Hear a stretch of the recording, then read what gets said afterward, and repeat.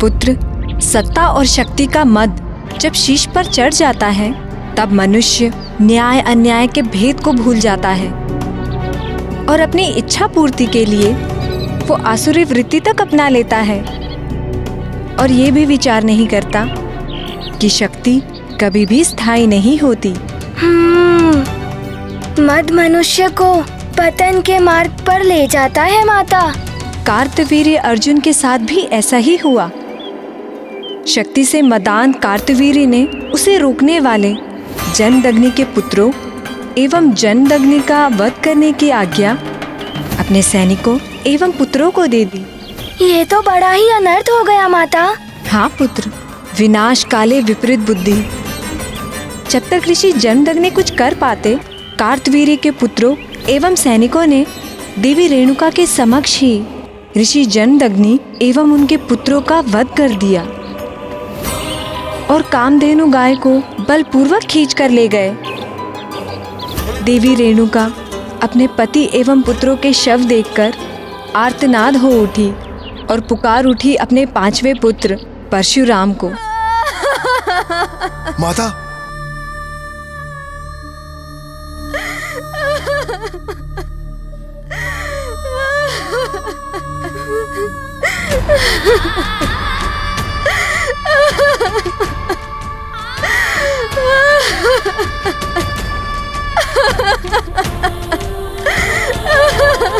ये क्या हो गया?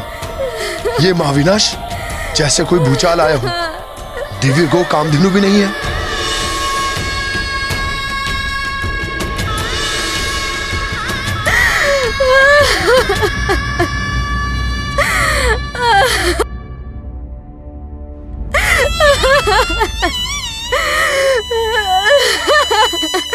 पुत्र, माता,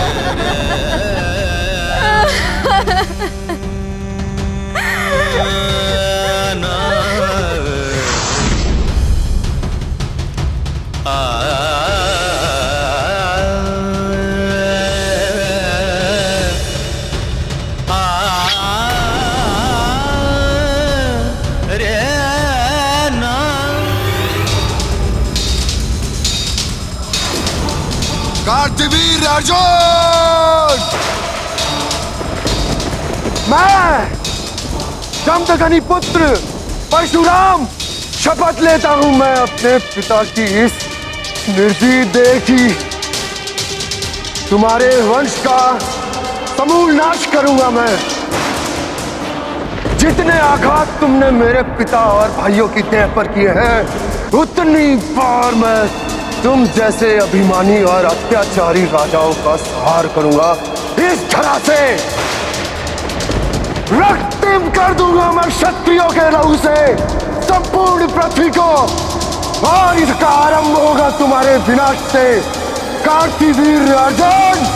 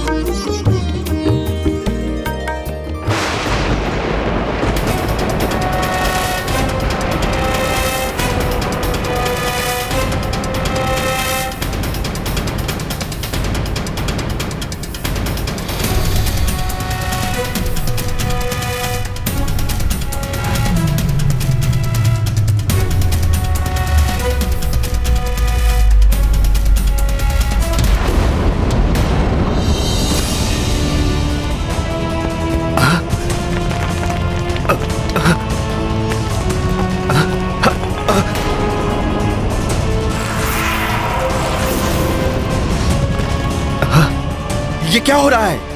अकस्मात ये भूकंप। दुष्ट अभिमानी कार्तवीर्य अर्जुन, निकल कर आओ अपने राजमहल से बाहर। निरीह और निहत्थे ऋषियों का वध करने वाले क्रूर कार्तवीर्य, मैं परशुराम आज तुम्हारे वंश का समूल नाश करूंगा।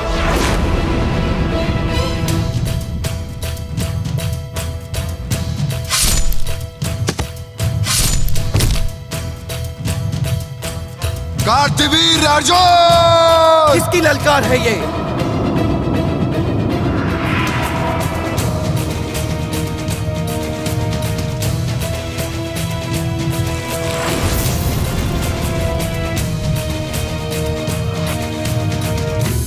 दुष्ट ऋषि पुत्र, तुम्हारा इतना दुस्साहस कि सहस्त्रार्जुन कार्तवीर के भवन में आकर सहस्त्रार्जुन को ललकार रहे हो। अवश्य ही तुम्हारी मृत्यु तुम्हें यहाँ खींच लाई है। दुर्बुद्धि कार्तवीर, मृत्यु तो तुम्हें खींच लाई थी मेरे पिताश्री के आश्रम पर, जहां तुमने रक्तपात की निर्मम क्रीड़ा की। कामधेनु गौ के लिए तुमने मेरे पिताश्री और भ्राताओं का वध कर दिया। यदि वो मुझे ना रोकते तो उनका वध ना होता ऋषिपुत्र। इस राज्य में जो भी है वो मेरी संपत्ति है। मैं यहाँ का राजा हूँ। कामधेनु भी मेरी थी, मैंने उसे छीन लिया। मेरे पिताश्री और भ्राताओं का जीवन भी तुम्हारी संपत्ति थी, इसीलिए छीन लिया तुमने उनका जीवन। नहीं कार्तवीर, मूल्य चुकाना होगा तुम्हें रक्त से रक्त का, और ये मूल्य चुकाएगा तुम्हारा सारा वंश। ऋषिपुत्र बहुत बढ़ चढ़कर बोल रहा है। समाप्त कर दो इसे और पहुंचा दो इसे इसके पिता और भ्राताओं के पास।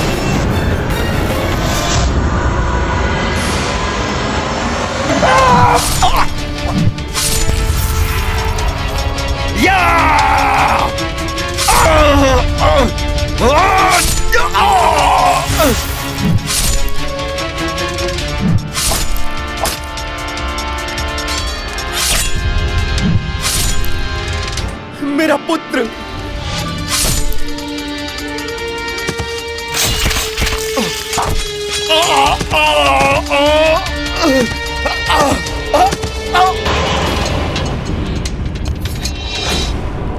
मूल्य चुकाना होगा तुम्हें मेरे पिता के रक्त का।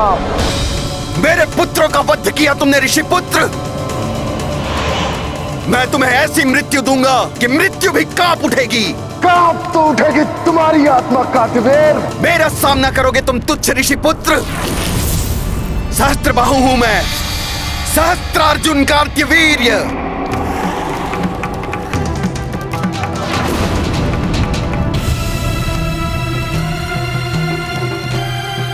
देखो मेरी सहस्त्र भुजाएं, क्षण भर में मसल के रख देंगी तुम्हें।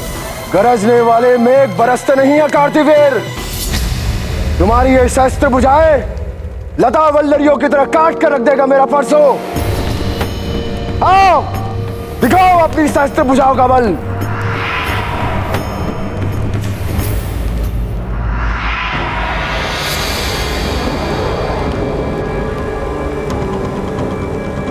मेरी ये गदाएं तुम्हारे शीश के टुकड़े टुकड़े कर देंगी ऋषिपुत्र।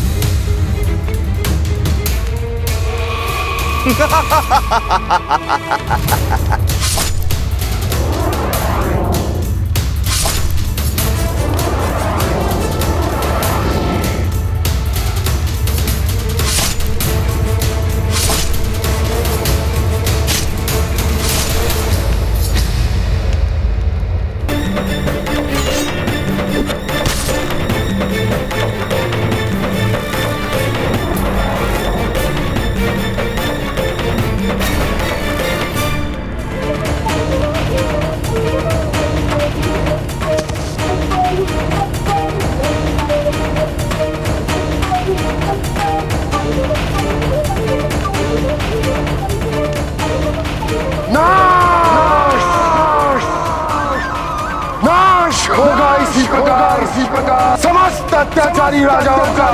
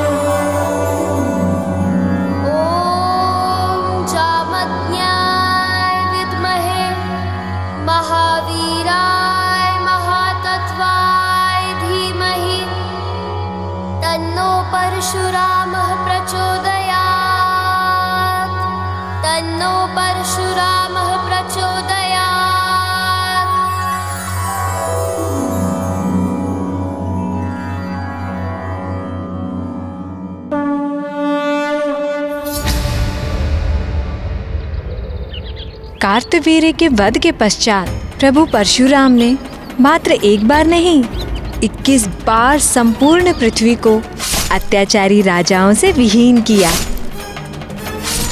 और इस प्रकार प्रभु परशुराम ने संपूर्ण पृथ्वी से अत्याचार को समाप्त किया। सत्य है माता। ऐसे ही अत्याचारियों का अंत करने के लिए प्रभु श्री हरि अवतार धारण करते हैं। तो देखा कितने उग्र क्रोधी एवं बलवान थे प्रभु परशुराम और किस प्रकार धरती को पाप के बोझ से मुक्ति दिलाई प्रभु परशुराम ने। अब बताओ हनुमान, इस अवतार कथा से तुमने क्या सीखा? यही कि माता कि राजा प्रजा का स्वामी नहीं सेवक होता है। राजा का प्रथम कर्तव्य होता है कि वो अपनी प्रजा की आवश्यकताओं को जानकर उनकी पूर्ति करे, न कि प्रजा एवं उनकी वस्तुओं से स्वार्थ सिद्धि करे। और यदि कोई ऐसा करता है उसे अपनी करनी का फल भोगना ही होता है। तो हनुमान, अब तुम्हारे भी कर्तव्य निभाने का समय आ गया है। माता, मैं आपके कथन का आशय नहीं समझ पाया। पुत्र, जब मैं तुम्हें प्रभु श्री हरि के 7वें अवतार के बारे में बताऊंगी, तुम शीघ्र ही मेरे कथन का आशय समझ जाओगे हनुमान। प्रभु विष्णु जी का 7वां अवतार जन्म ले चुका है पृथ्वी पर। प्रभु का 7वां अवतार? माता, शीघ्र बताइए ना, कौन थे वे प्रभु? शीघ्र बताइए ना माता, उन प्रभु के बारे में। हाँ हनुमान, बताती हूँ। प्रभु श्री नारायण का 7वां अवतार है प्रभु श्री राम अवतार। राम राम प्रभु श्री राम राम राम राम राम।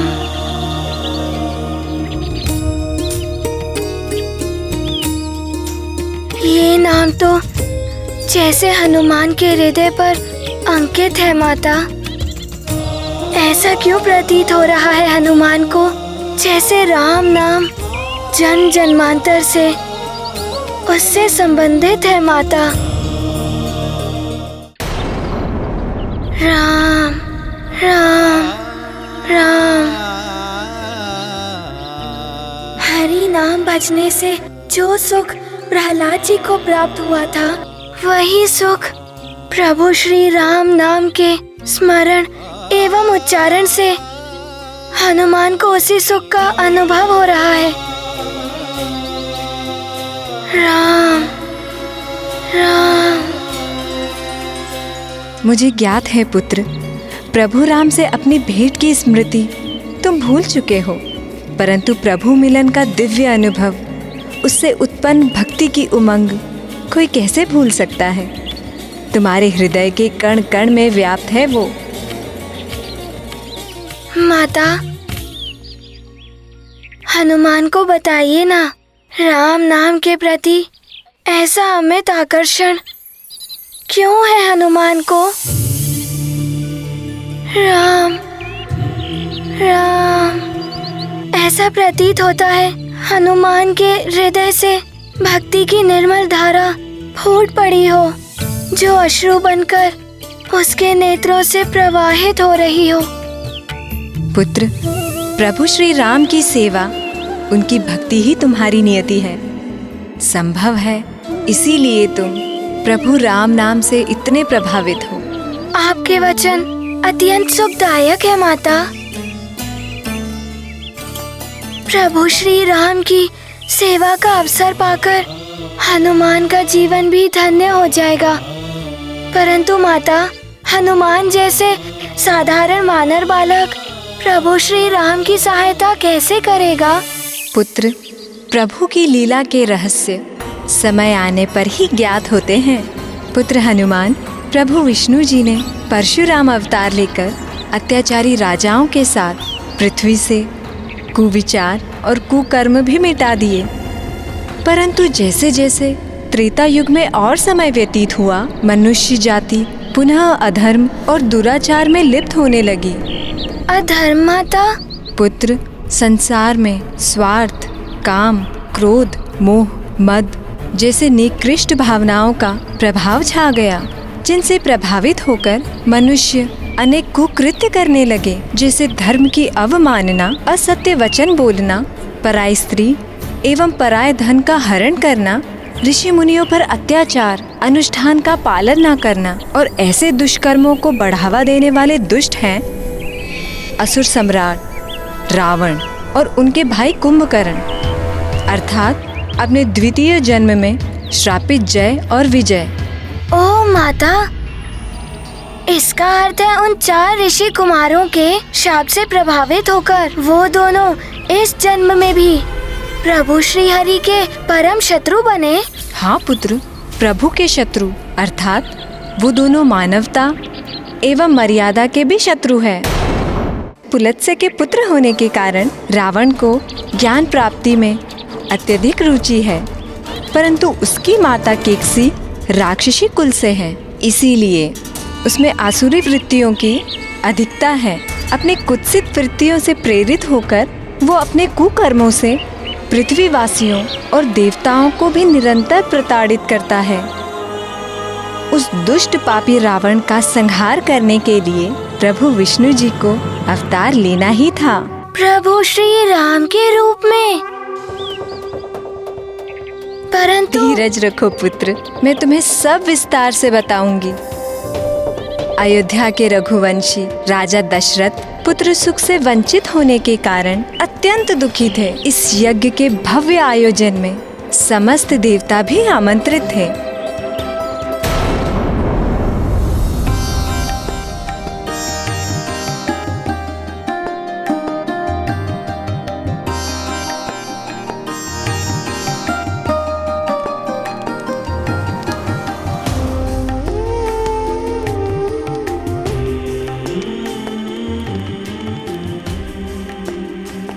हे प्रभु ब्रह्मदेव, दुष्ट रावण अपनी समस्त सीमाएं लांघ चुका है। शीघ्र उसका अंत नहीं किया तो। देवराज इंद्र, आप निश्चिंत रहिए। आपको चिंता मुक्त करने के लिए स्वयं प्रभु श्री हरि विष्णु नर अवतार धारण करने वाले।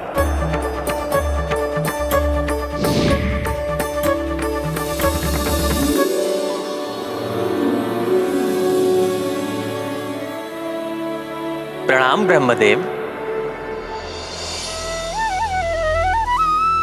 देवेंद्र, प्रभु ब्रह्मा जी से प्राप्त वरदान के अनुसार दुष्ट रावण का अंत मात्र कोई नर या वानर ही कर सकता है। इसीलिए महाराज दशरथ के इस यज्ञ के पूर्ण होने पर मैं उनके ज्येष्ठ पुत्र के रूप में जन्म लूंगा और दुष्ट रावण का संहार करूंगा।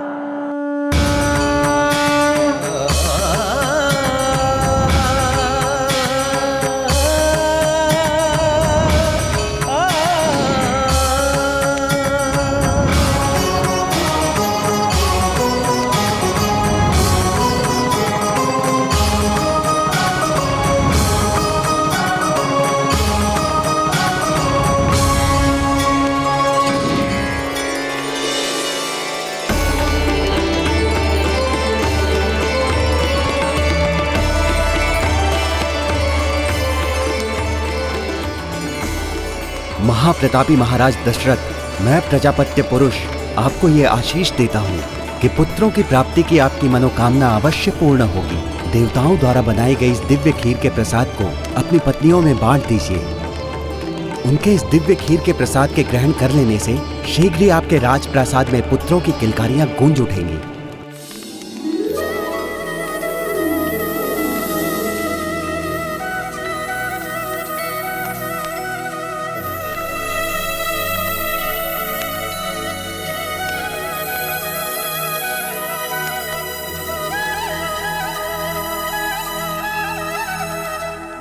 प्रभु श्री राम के जन्म का समय आ गया।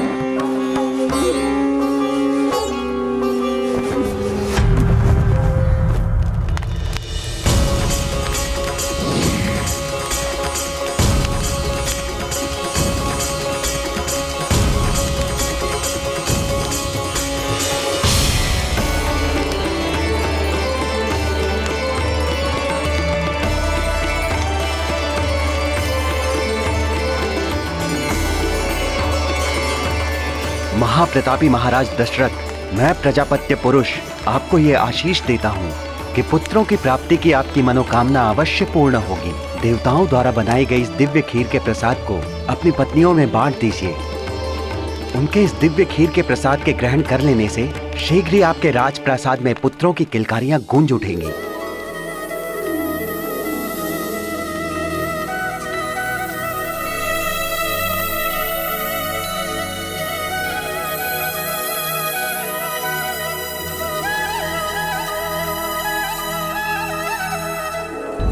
फिर क्या हुआ ज्ञानदायिनी माता? फिर राजा दशरथ ने खीर के दिव्य प्रसाद को अपनी रानियों में बांट दिया और परिणाम स्वरूप रानी सुमित्रा ने लक्ष्मण और शत्रुघ्न और रानी केकई ने भरत नाम के पुत्र को जन्म दिया और माता कौशल्या को प्रभु विष्णु जी के नर अवतार प्रभु श्री राम की माता बनने का सौभाग्य प्राप्त हुआ। अर्थात प्रभु श्री राम के हाथों रावण का संहार होगा। माता, क्या रावण इतना शक्तिशाली है कि वो प्रभु हरि का विरोध एवं उनका सामना करने का दुस्साहस करेगा? पुत्र, 10 शीश धारण करने वाला दशानन रावण जन्म से ही अत्यंत बलशाली है। ओम नमः शिवाय शिवाय शिवाय। वेदों के समुचित ज्ञान ने उसकी शक्ति में और भी वृद्धि कर दी है। वो प्रकांड पंडित है। भगवान शिव के महान भक्तों में उनकी गणना होती है। बाबा भोलेनाथ से उसे अति प्रचंड खड़ग चंद्रहास भी प्राप्त है।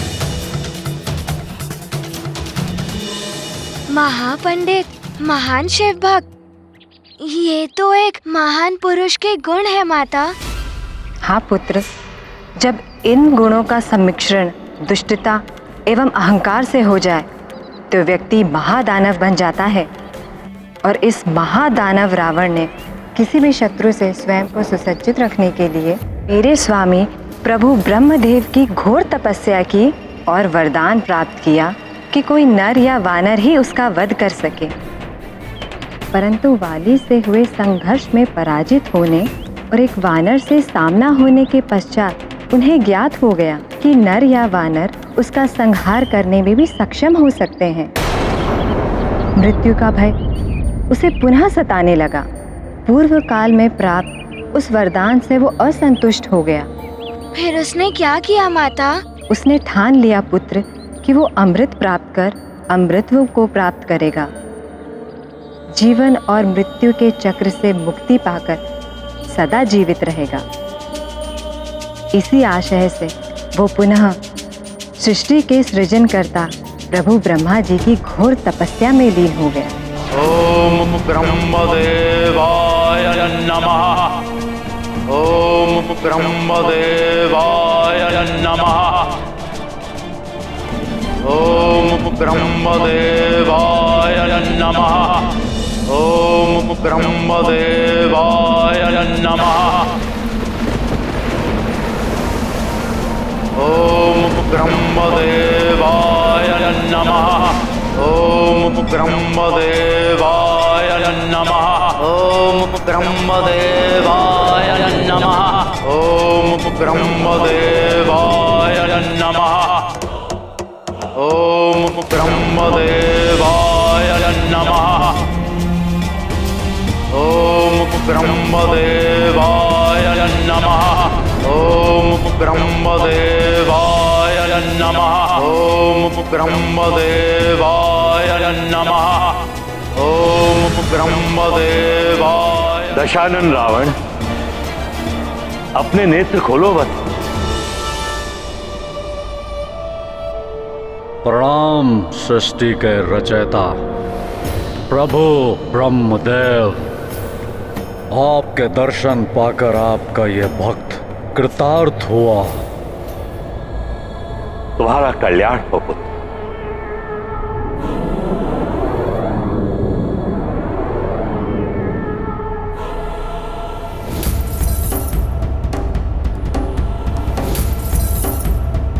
संपूर्ण ब्रह्मांड को अपने तपोबल से कंपित करने वाले तुम महान तपस्वी हो रावण।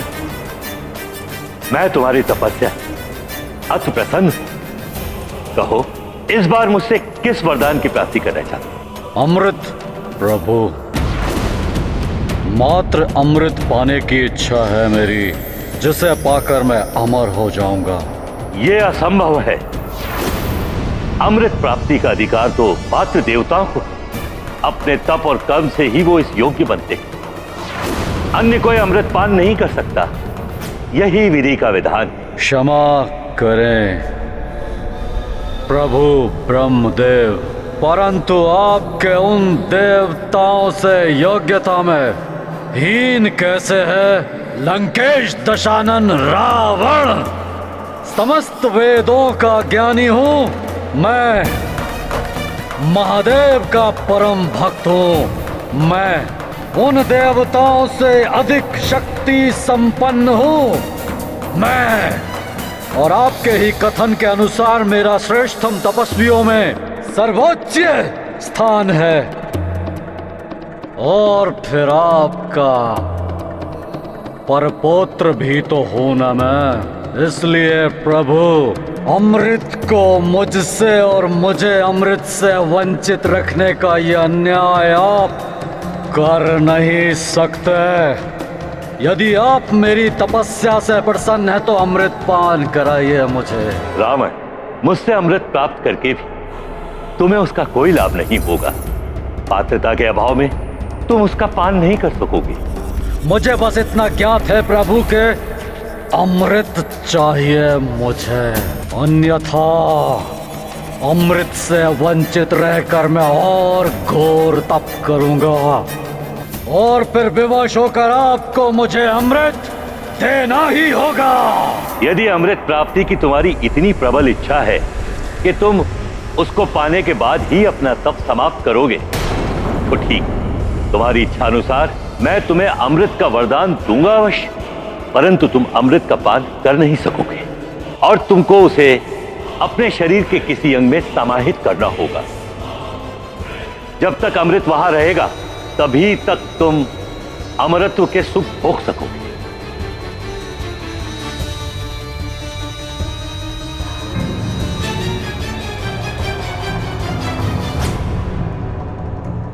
उत्तम, अति उत्तम। धन्य हो गया दशानन रावण, आपका ये वरदान प्राप्त करके प्रभु धन्य हो गया। मैंने विचार कर लिया है प्रभु, आपका ये वरदान मैं स्थिर रखूंगा अपनी नाभि में। तथास्तु।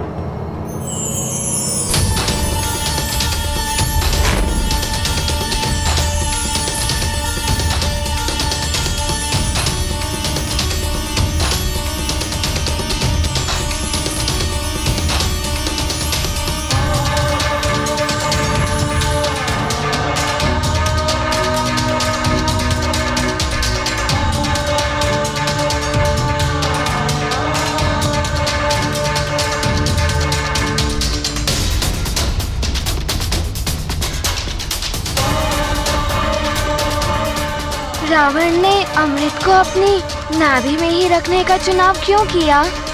क्या उसका कोई विशेष कारण था? पुत्र महाज्ञानी और महापंडित है रावण। उसे ज्ञात है वेदों द्वारा स्थापित युद्ध के नियमों के अनुसार नाभि या उससे नीचे अंगों पर वार करना वर्जित है। ऐसा वार करना घोर पाप माना जाता है। इसीलिए अपनी नाभि में अमृत छुपाकर रखने से रावण और सुरक्षित हो गया, क्योंकि जो योद्धा उससे धर्मोचित युद्ध करेगा वो उसके उन अंगों पर कदापि वार नहीं करेगा और अमृत सदा उसके शरीर में स्थित रहेगा। परंतु अमृत पाने के पश्चात रावण निर्भीज्ञ, निशंक और निरंकुश हो गया। अपनी निरंतर दुष्कृत्यों से वो राक्षसी शक्तियों का प्रसार कर रहा है।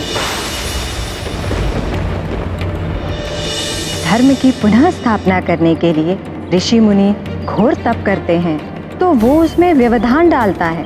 सकल जगह उसके आतंक से पीड़ित है हनुमान। माता, रावण का संहार करने के लिए प्रभु श्री हरि राम अवतार ले चुके हैं ना? हाँ पुत्र, किंतु स्मरण रहे, रावण की मृत्यु नर या वानर के हाथों ही होनी है।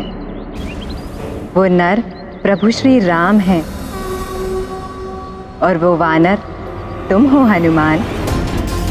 समय आने पर तुम प्रभु श्री राम से मिलोगे। जब उन्हें तुम्हारी सहायता की आवश्यकता होगी, तब पूर्ण निष्ठा से उनका सहायक बन उनके कार्य संपन्न करने का हर संभव प्रयास करना तुम्हारा कर्तव्य होगा।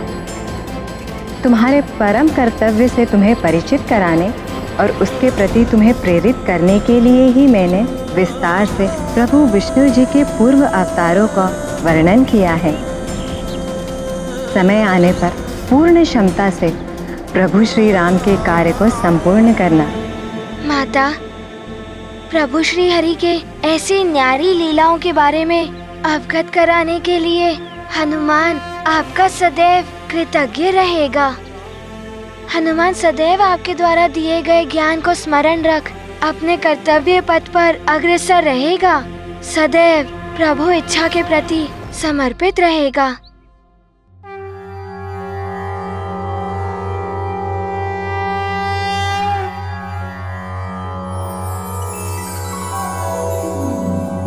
सरस्वती नमोस्तुभ्यं, सर्वदेवी नमो नमः, शान्तरूपे शशिधरे सर्वयोगे नमो नमः, नित्यानन्दे निराधारे निष्कलाय नमो नमः, विद्याधरे विशालाक्षि शुद्धज्ञाने नमो नमः, सर्वज्ञाने सदानन्दे सर्वरूपे नमो नमः, सम्पन्नाय कुमार्याय च सर्वज्ञे नमो नमः।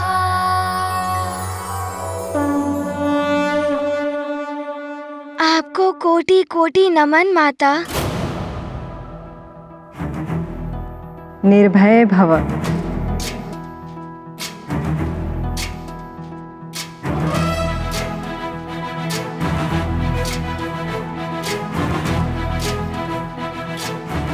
प्रणाम माता। हनुमान ज्ञान गुण सागर जय कपीस तिहु लोक उजागर, जय हनुमान ज्ञान गुण सागर जय कपीस तिहु लोक उजागर।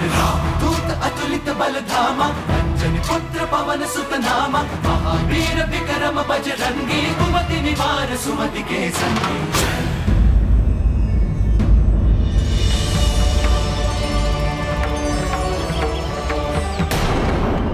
प्रणाम त्रिदेव, प्रणाम त्रिदेवियों।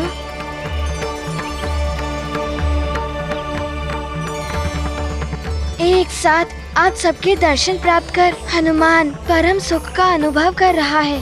कल्याण हो पुत्र। हम तुम्हें वरदान देकर तुम्हारे महान कर्तव्य की पूर्ति के लिए तुम्हें और समर्थ बनाए। मैं तुम्हें काम रूप का वर देता हूं, जिससे तुम अपनी इच्छा अनुसार कोई भी रूप धारण कर सकोगे।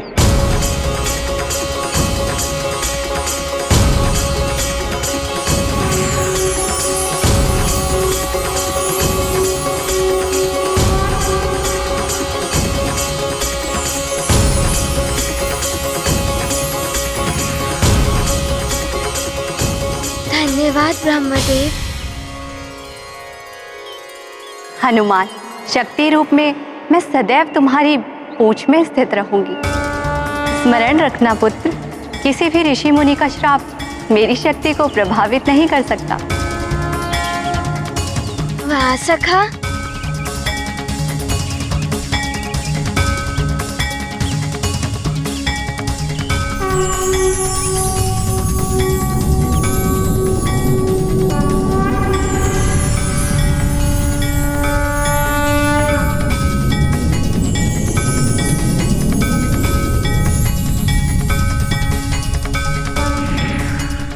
धन्यवाद माता पार्वती।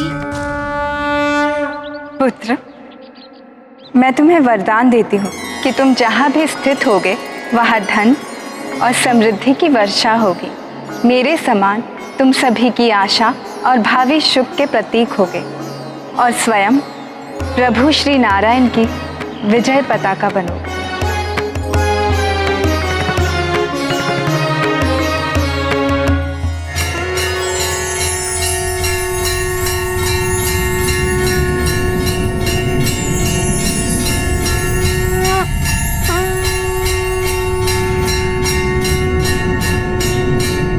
धन्यवाद माता। हनुमान पुत्र, भगवान शिव से तुमने ध्यान और हठ योग की शिक्षा प्राप्त की है और माता सरस्वती ने तुम्हें ज्ञान और भक्ति योग में पारंगत बनाया। अब मैं तुम्हें कर्म योग का सार बताऊंगा। हनुमान, कर्म ही मनुष्य के भाग्य का आधार है। इसीलिए पुत्र, अपने कर्मों से धर्म और सत्य की स्थापना करना और संपूर्ण सृष्टि का कल्याण करना। मैं तुम्हें वरदान देता हूं कि तुम ईश्वर के प्रति भक्ति और सेवा का सर्वोत्तम उदाहरण बनोगे और कालांतर में तुम्हारा इतना उच्च स्थान होगा कि तुम स्वयं ईश्वर रूप में पूजे जाओगे।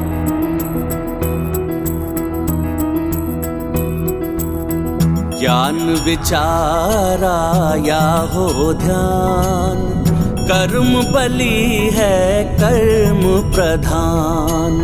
श्रेष्ठ सदा जो कर्म धरे, सोई स्थापित धर्म करे।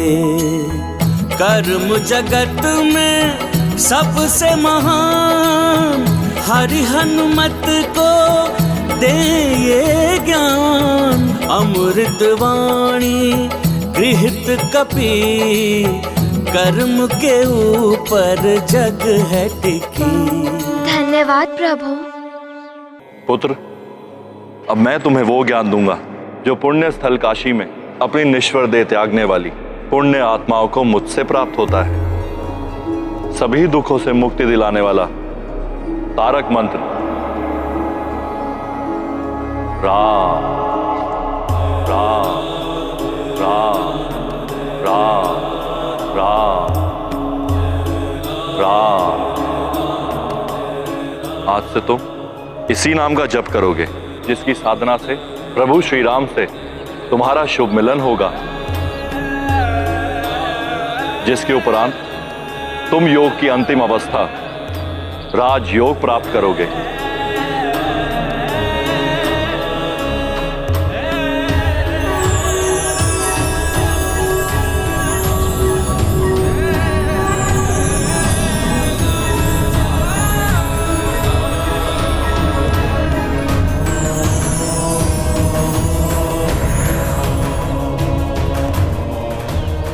आपका धन्यवाद भोले बाबा। राम राम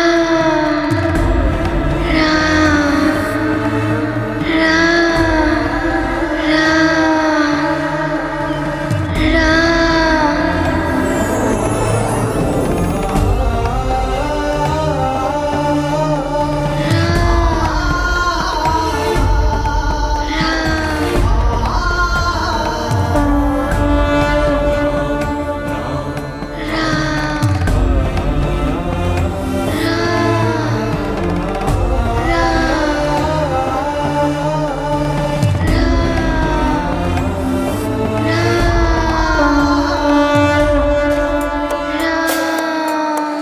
शंकर सुवन केसरी नंदन तेज प्रताप महाजगवंदन। शंकर सुवन केसरी नंदन तेज प्रताप महाजगवंदन। विद्यावान गुणी अति चातुर राम काज करिबे को आतुर। विद्यावान गुणी अति चातुर राम काज करिबे को आतुर। प्रभु चरित सुनबे को रसिया,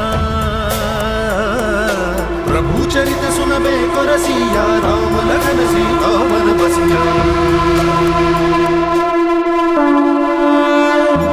महत शंख को मुख से लगायो, तीनहु लोक को दियो गुंजायो। शुभ दिवस आरंभ भयो, शंखनाद संकेत दियो। नाद सकल जग ने ये सुनी, सृष्टि भई उल्लासमयी। धर्म जगत में स्थापन निश्चित कर देंगे बजरंग। ये गाथा महाबली हनुमत की, कुछ कर लीला राम भगत की। जय जय जय रघुनंदन राम, जय जय जय महाबली हनुमान।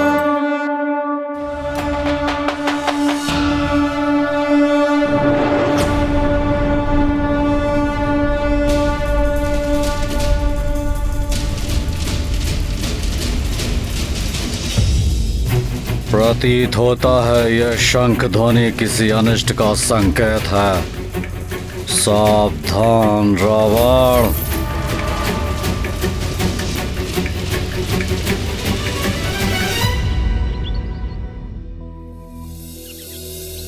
हे प्राणवल्लभ, उस अद्भुत शंख ध्वनि के श्रवण से संसार में अपार शांति और संतोष का विस्तार हुआ होगा ना?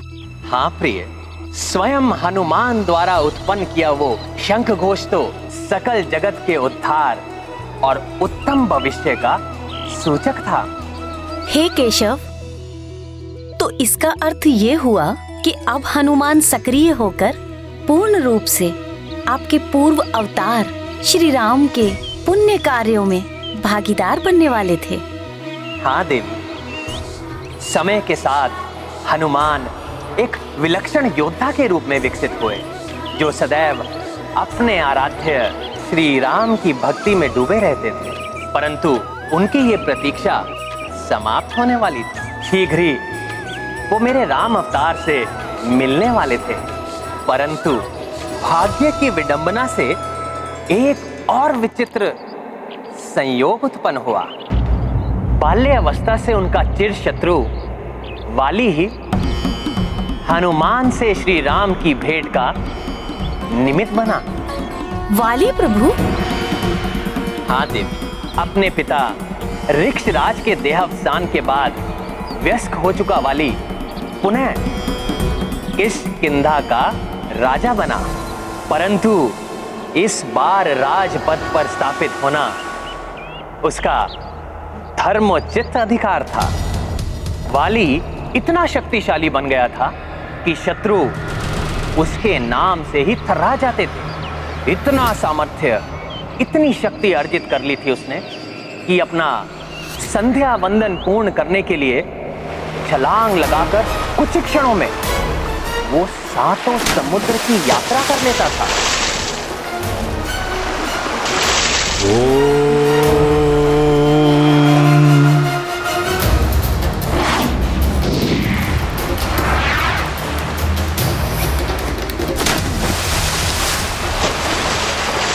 भूर्भुवः स्वः।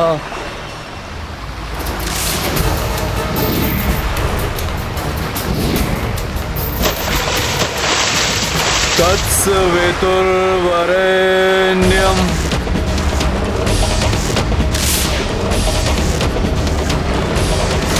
भर्गो देवस्य धीमहि।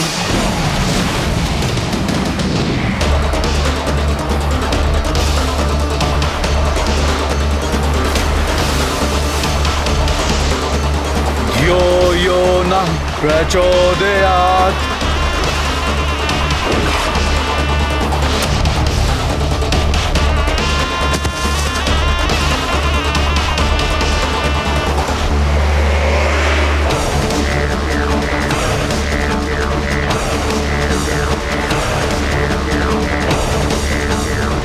साल के विशाल काय वृक्ष उसके व्यायाम के साधन थे।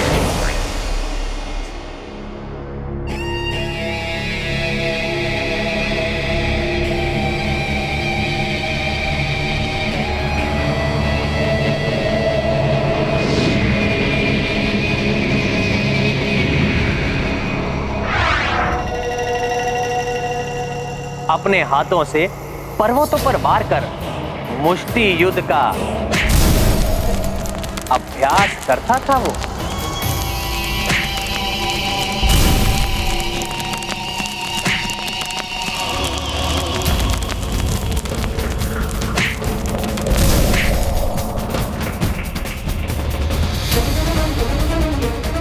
हे प्राणवल्लभ, प्रतीत होता है इस अति बलशाली बाली का बल तो कल्पना से भी परे है, जिसके कारण ये और भी दुतांत हो गया होगा। फिर सुग्रीव का क्या हुआ स्वामी? क्या इस दुष्ट बाली ने उसे सुरक्षित रखा? सुग्रीव तो जैसे अपने अग्रज बाली का ही प्रतिबिंब था, उसी के समान शक्तिशाली और पराक्रमी योद्धा था।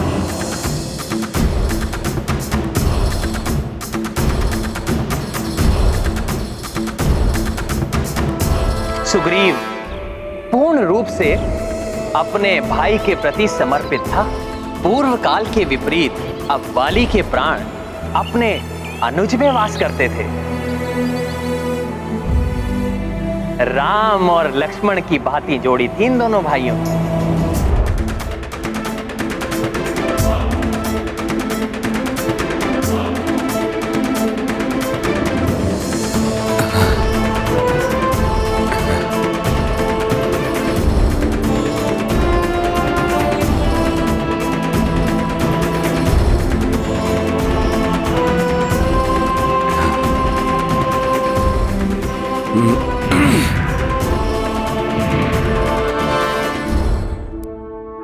प्रणाम वाली भैया।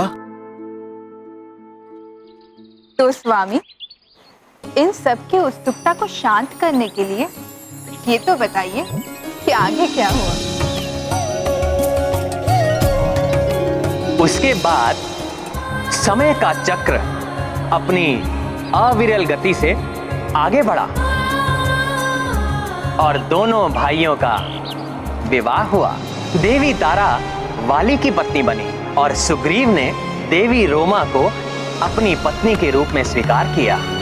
भाग्य इन दोनों भाइयों के जीवन में एक बड़ा परिवर्तन लाने वाला था। एक दिवस जब किष्किंधा के राज्यसभा में उपस्थित वाली और सुग्रीव अपने राजकाज में व्यस्त थे, तब एक मायावी नामक राक्षस ने बड़ी उद्दंडता भरे स्वर में वाली को युद्ध के लिए ललकारा। वाली! वाली! बाहर निकलो वाली! वाली! बाहर निकलो! वाली! कहाँ हो तुम वाली? मायावी दुर्मत तुम्हें चुनौती देने आया है। मेरे भ्राता दुंदुभी के वधिक नीच वानर, साहस है तो मुझसे युद्ध कर।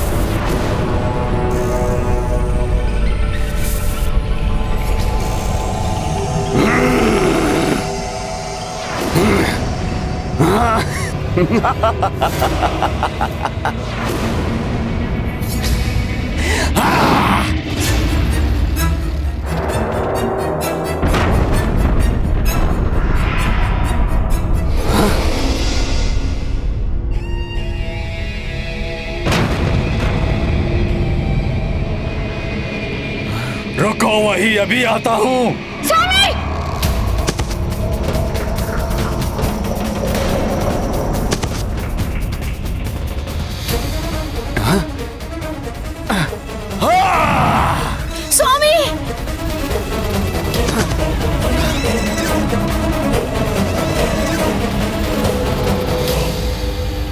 बाहर खड़े होकर क्या मेरे निमंत्रण की प्रतीक्षा कर रहे हो कायर? साहस है तो इस कंदरा में प्रवेश करके मेरे साथ युद्ध करो। आओ वाली, साहस है तो आओ।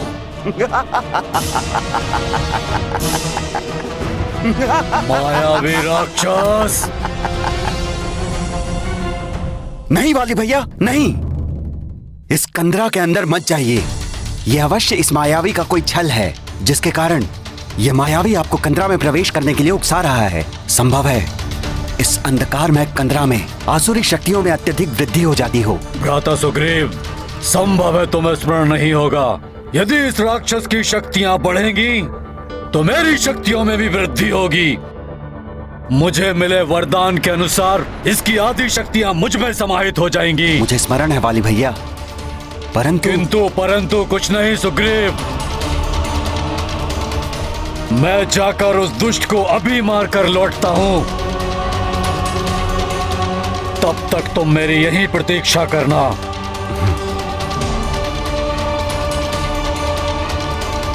वाली तो अत्यंत शक्तिशाली था प्राणवल्लभ, इसीलिए उसने तो कुछ ही क्षणों में मायावी का वध कर दिया होगा।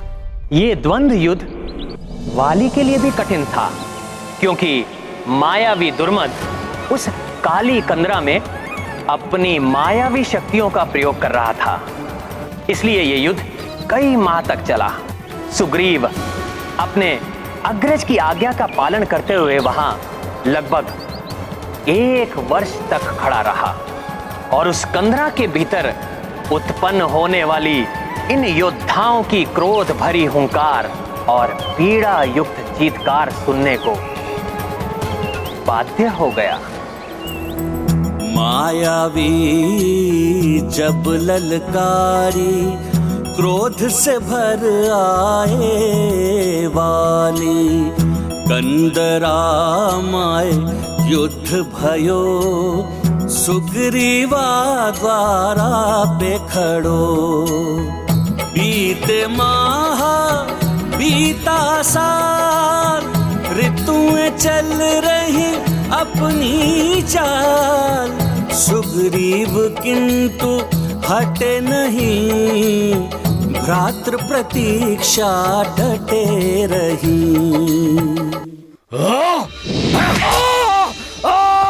सुग्रीव!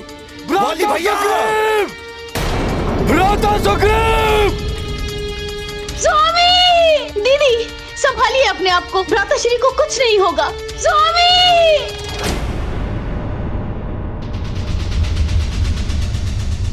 भैया भैया, ये तो असंभव है भैया। आप तो अजय हैं, आपका वध कैसे कोई कर सकता है? नहीं भैया, नहीं।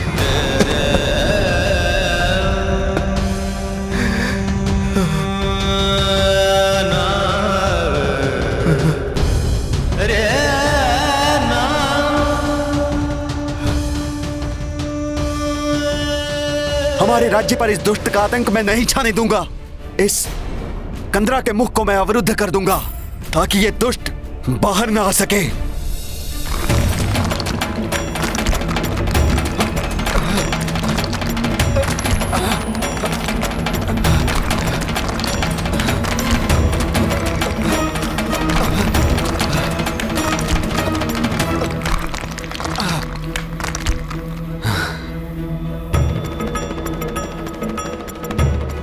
परंतु प्राणवल्लभ, इसका अर्थ हुआ वाली की मृत्यु के फलस्वरूप किष्किंधा ने अपना राजा खो दिया। देवी, कोई भी राज सिंहासन अधिक समय तक राजा विहीन नहीं रह सकता। इसीलिए सुग्रीव के लौटने पर प्रजा ने सुग्रीव को किष्किंधा के राज सिंहासन पर स्थापित किया। परंतु उसे ये कहां ज्ञात था कि दीर्घ काल के लिए उसकी शांति भंग होने वाली है, क्योंकि सुग्रीव इस सत्य से अनभिज्ञ था कि उस युद्ध में वाली का अंत नहीं हुआ था, अपितु वाली ने मायावी का वध किया था।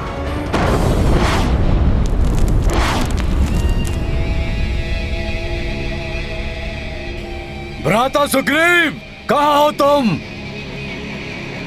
तुम्हारा ज्येष्ठ भ्राता उस मायावी असुर का वध करके लौट आया है। भ्राता सुग्रीव!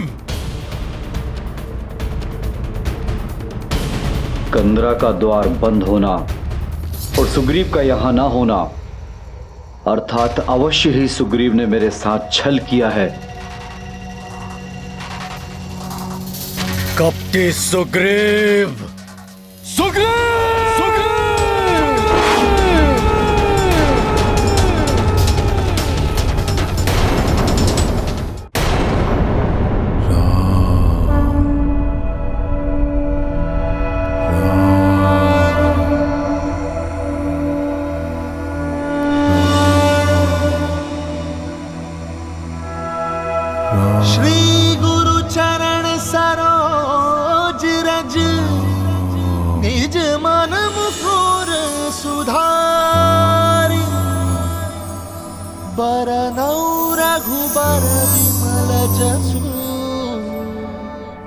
जोदायक पालचारी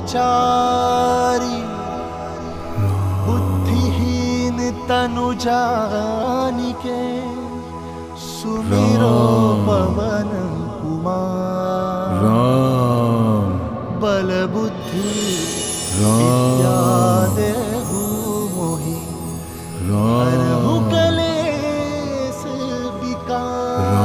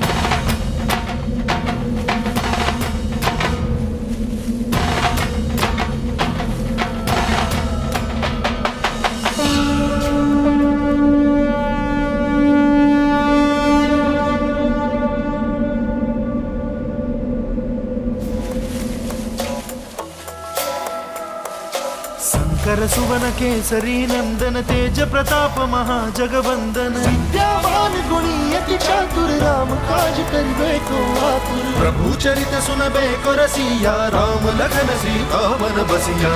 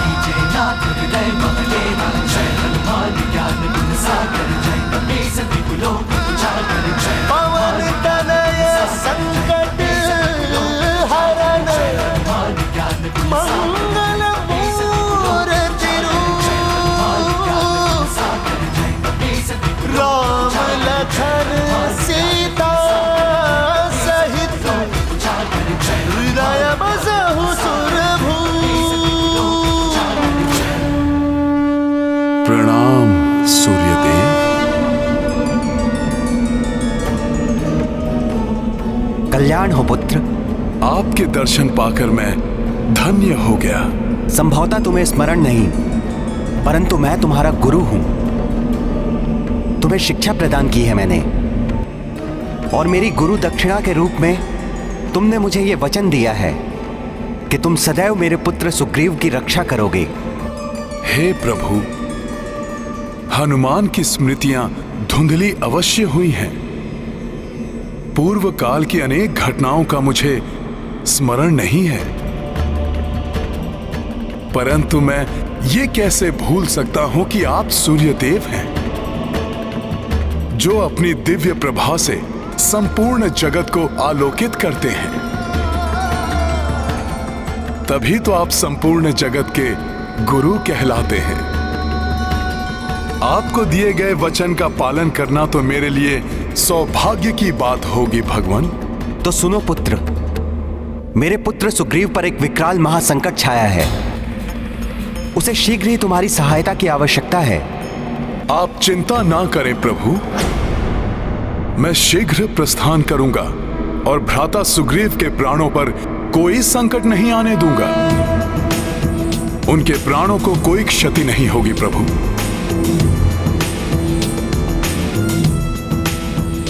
प्रणाम सूर्यदेव।